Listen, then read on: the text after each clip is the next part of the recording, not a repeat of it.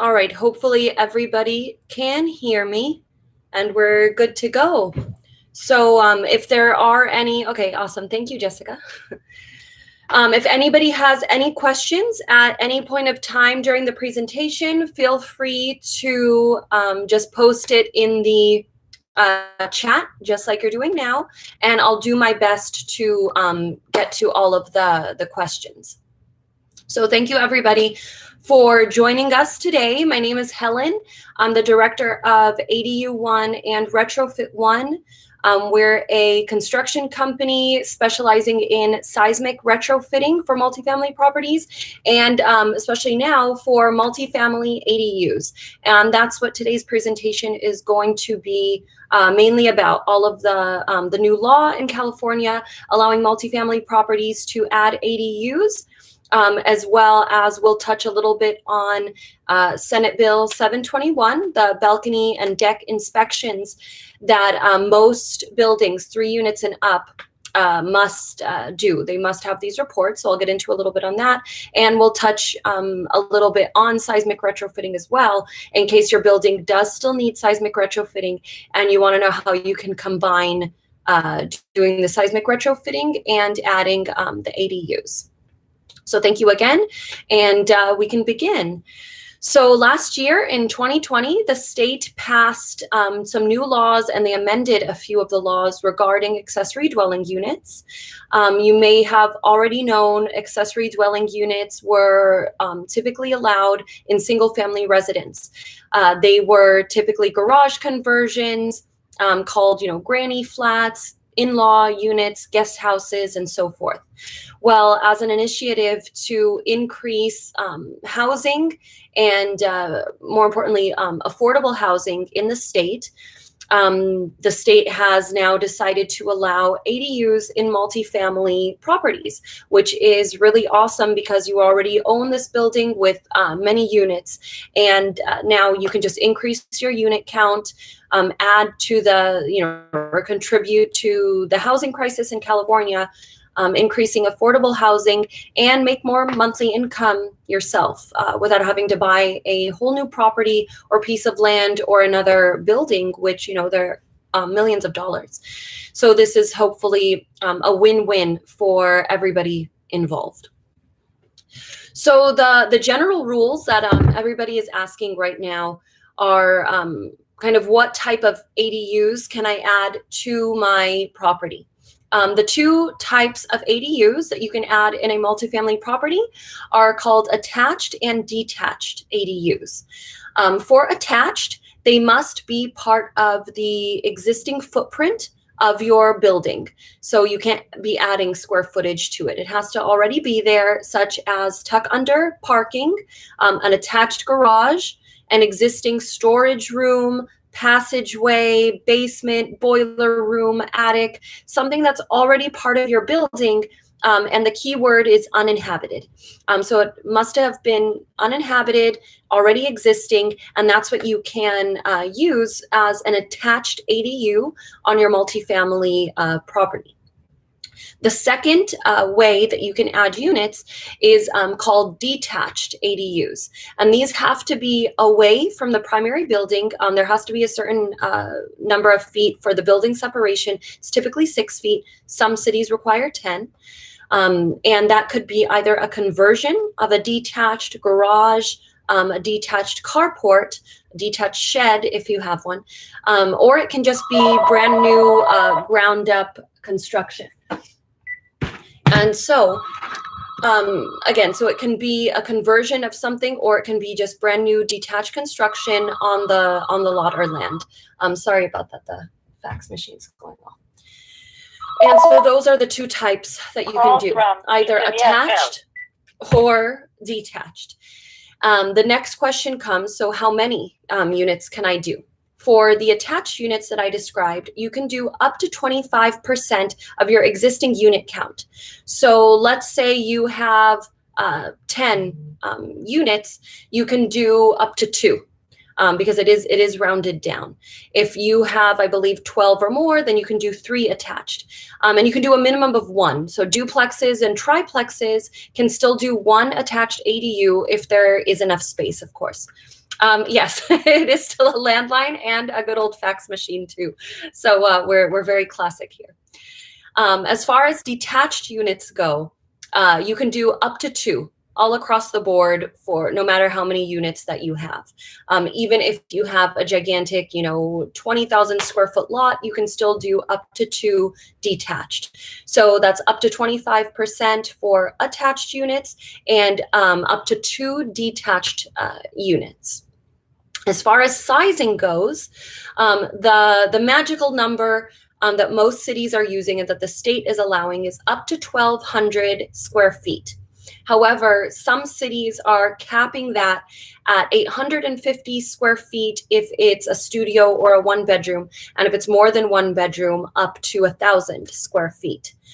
So those are generally the numbers. And if you come to us for a proposal or anything, we're going to be looking up your specific city's ordinance to find out specifically how what your limitations are, if it's up to 850, 1,000, or the 1,200.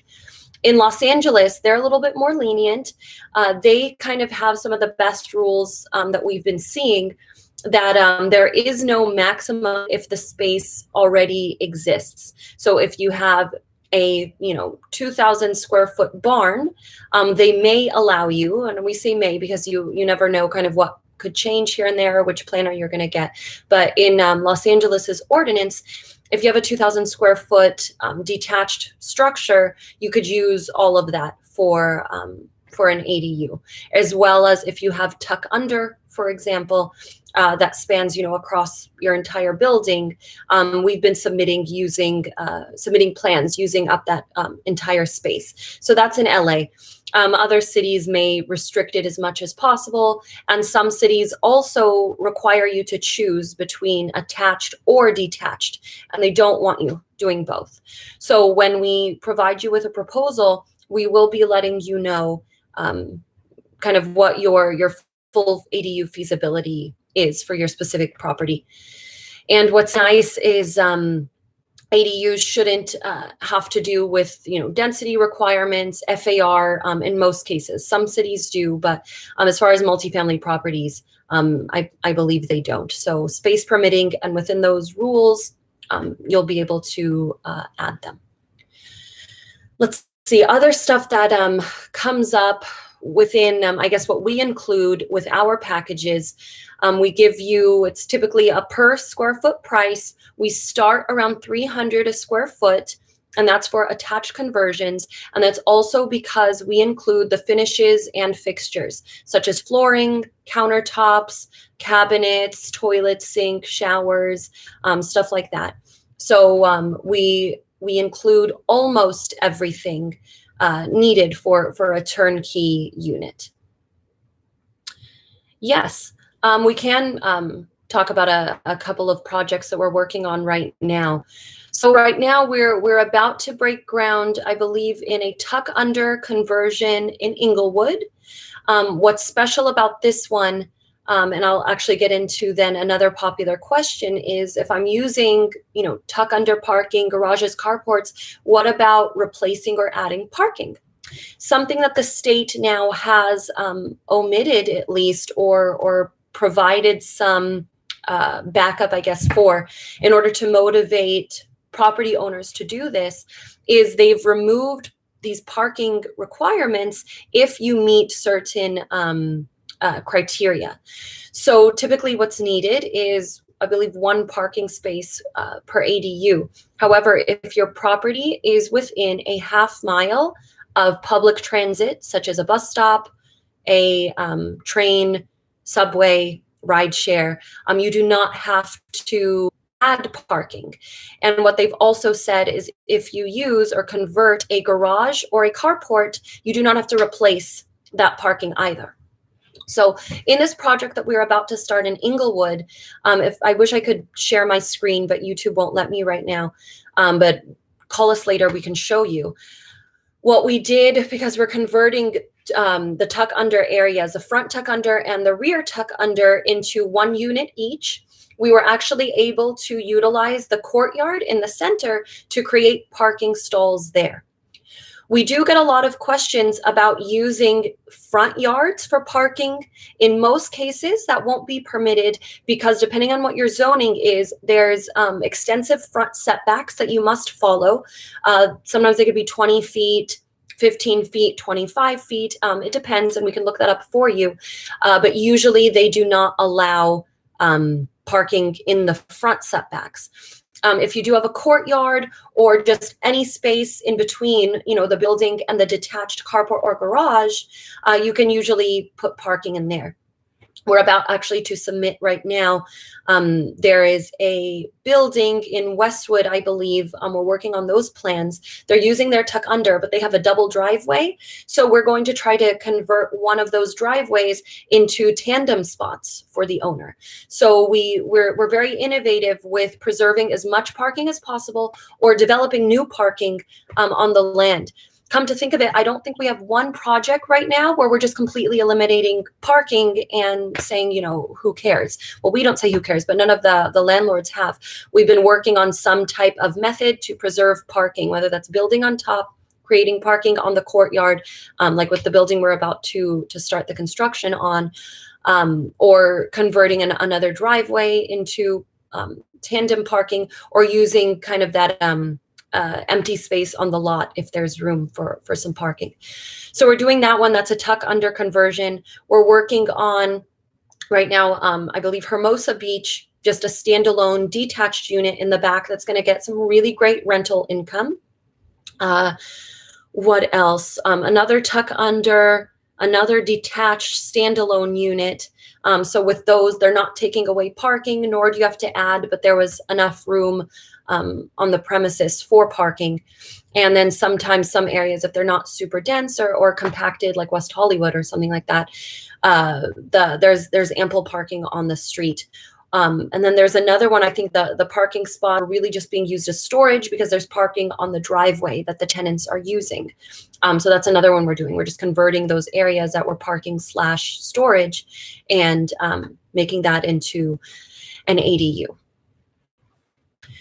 So something else to get into is the Senate Bill 721, which is requiring inspections if your building has 3 or more units and you have any balconies, decks, walkways, bridges, anything that was what's called exterior elevated elements, EEE. If you have an exterior elevated element, you have to get these inspected, I believe every 5 to 6 years, maybe right at that 6-year mark. You have to have it inspected by, I believe, an engineer, an architect has to do the inspection and provide you with a report. And I believe the main focus is even about the waterproofing and just making sure it's structurally sound. Unfortunately, this came into play because of the accident that happened up at UC Berkeley when the balcony collapsed and many students, they fell and lost their lives. So it was a very huge tragedy. And this bill is now in place. And that ties in because we are offering with your ADU that report for you.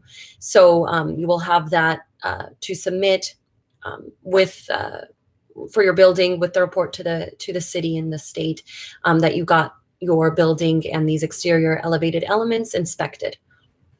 Let's see, I'm trying to read the questions. Let's see, Altadena. I don't believe they have an ordinance right now, but I can check on that. Right now, what these cities are doing, they may be voluntary, but I can check to see if they're rolling through any seismic retrofitting requirements. Most likely, most cities are requiring or will eventually require the seismic retrofit. And if you are going to be doing it voluntarily, our engineer uses the same standards that the other cities are requiring in order to kind of make sure that when your city does pass an ordinance, we didn't just do, a super bare minimum job. We did it to, other standards that your city will most likely be requiring as well. And so let's see. I mean, I guess you you could do, it would probably, what if you're going to be doing the ADU and you have tuck under, but your city does not yet require the seismic retrofitting, we most likely would be incorporating that anyways into the structure of the ADU with what's called shear walls. So we would be inside the walls, they would be reinforced again with what's called shear walls. If we can't use shear walls, we would use whatever steel elements are needed, but they would be enclosed and covered with the wall of the enclosure of the ADU. And that's pretty much how we combine the requirements for the seismic retrofitting and get you the unit at the same time. We're actually working on that right now in Van Nuys, I believe, dual buildings that need to be retrofitted in the front or back, but they're doing the ADUs. And in case you're in Los Angeles and you're eligible for the cost recovery program, which allows you to pass up to 50% of the cost of construction for the ADU, I mean, for the seismic retrofitting, we separate those prices out. The payments are separated as well.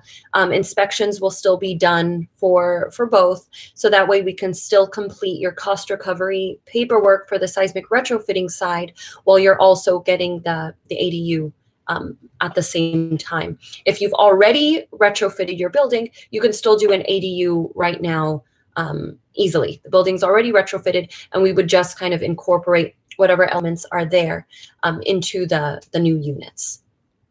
Let's see. Santa Monica right now with ADUs that LLC group is asking, they are allowed. So pretty much before I say this, every single city is required to do this. The state supersedes any local jurisdiction. They are mandating that cities either adopt their own ordinance to make it easier for them, or they follow the state's ordinance. So Santa Monica is doing the same rules as ADUs. They also, what's nice, because there is not necessarily statewide, but California required, I guess, a minimum height level of 16 feet. And many cities just adopting the 16 feet, which does put some limitations on 2 stories, but our engineer has many ways around that, going below the grade or whatever it is to account for the 16 feet. Santa Monica, however, has a higher height limit, which is really nice, much easier to put units on top. Then they can also get a beautiful view too out in Santa Monica. So Santa Monica, they're allowing ADUs. They have a higher height allowance, which is really nice. They also allow rooftop decks, but only above the first floor, I believe. You're very limited anyways to how much room you can, but it's still a really nice amenity, I guess, if you want to add a unit on top and maybe make a little patio or rooftop deck, as long as it's just above the first floor. Santa Monica allows that too, which is really nice. Mitchell is asking, what are the typical planning fees for an ADU? Are there school fees required? Yes, and yes. So there are a lot of impact fees, parks and rec fees, school impact fees. Many cities are exempting some of them. If your ADU is under 750 square feet, you're exempt from a few of them, and it depends on which city you're in. However, I think school impact fees might be for most cities under 500 feet, something like that. I'll have to confirm or verify. But you're not exempt from all of them either, even if you're doing, a 400 square foot unit, or if you're under the 750 square feet. They are rolled into your permit pricing. And right now, from what we've been seeing, pulling a permit for your ADU will be anywhere between $10,000 to $20,000. And that's the permit fees, the plan check fees, your impact fees, parks and rec fees, fire fees. There's a whole list of them that the city is doing because it is, it's new development.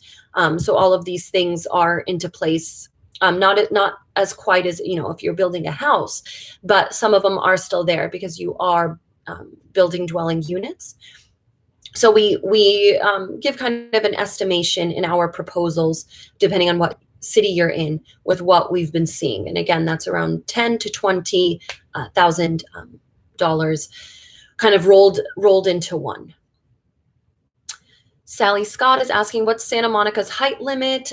Don't quote me on this, but I believe it's in the 20s, maybe 24, 25 feet, or up to whatever the zoning is. But I think it's around there in the 20s, which is more than enough. Maybe it's 25 feet, something like that. I'll have to confirm. There's so many city rules. So that gives you plenty of room to do 2-story units or parking on the bottom subfloor. Okay, I'm back. So yeah, Santa Monica gives you plenty of room for those two, for the 2 floors and the height limits. Lindsay is asking, are those fees the same if you're converting a garage instead of a new development? Yes, I believe so, because it's all under one permit. The differences between new construction and a garage conversion lie within certain requirements. New construction does require solar panels. So any new construction that's detached will require solar panels, and you can either put the solar panels on the new construction or on the primary dwelling. And those depend on the size of the ADU that that you're adding. So depending on the size of the ADU and its kind of energy consumption, you will have the solar panels for new construction there. So those fees are a little different. And depending on where you're putting the new development, if you need to do a survey or topography report or something like that, there might be those fees if you're hillside or anything like that. And something else we've been seeing too, if you need a retaining wall, if you're hillside, those are some things to consider, but we go over all of that with you with your options and kind of feasibility for your ADU if you would need that. And if it's something that's going to require a lot of those steps, then we would just offer to do engineering first. So that way we can see exactly what the city is going to require you. And these are for, very unique properties if you needed those things. So we would see what the city needs. Start with engineering first so you can get a better idea before committing, to full-blown construction. So I guess that can be it for today, unless there's other questions. Let's see, someone's asking, I have 2 tuck under carports, approximately 400 square feet. Would these be potential for an ADU? Absolutely. Yes, they would. You could make, if they're separated, you could make 2 studios with 400 square foot each. And you would be getting brand new units, brand new plumbing, brand new kitchens, bathrooms. And that's also something that we include as well. We're not only licensed general contractors, we're licensed plumbers, so we can take care of all of that for you. And the plans that we do also include the structural plans, architectural plans, the MEP, mechanical, electrical, and plumbing, as well as green building and your Title 24. So that's also part of why the permit and plan check fees are a little higher. The MEP has their own plan check as well as all of the plans. So part of that exactly is just something to consider with your kind of ADU, and we help you with kind of a ballpark of what to put aside on top of the construction costs. Title 24, you have the energy efficiency, to make sure the windows, everything like that's energy efficient, solar panels if needed. Though these things are required for new development and for the ADUs in California. So part of our engineering and architectural plans include that for you. So you don't have to worry about that. But again, if it's new construction, the solar panels are required. And another thing then, just lastly to add, in our proposals that we do for you is a full market analysis to see some comps in the area, what your return would be for kind of all of your options. And then you can kind of get a good feel, if I did one size versus the other, if I just did a tuck under conversion versus detached, and you can get a good idea of what would give you the best return and what would make the most sense for you. And we do assist with financing as well. We work with a great broker, can link you to financing, secure whatever financing you would qualify for and terms you want to help fund this project as well. So thank you again, everybody, for joining in. Sorry for all the hiccups along the way. I'm working from home. I'm at another location right now, so a lot of quirks were going on. But thank you for sticking around. Just last question, would Santa Monica require I provide parking for the tenants that the carports are used? For the ADU, no. If you are using carports or garages, no additional parking or replacement parking is required, even in Santa Monica, especially if you are within a half mile to public transit. But just converting a carport or garage, you do not need to replace the parking or add if you're within a half mile. So if you guys have any additional questions, please feel free. I'm going to type my email address here that you can reach out. You can give me a call, and you can give the office a call as well. You can reach us at 1-866-NEW-ADU1. That is our phone number. That's my email. Our website is www.apartmentau.com. And we try to do these every Wednesday. And we also have an upcoming webinar, I believe next week already, with AGLA, the Apartment Association of Greater Los Angeles.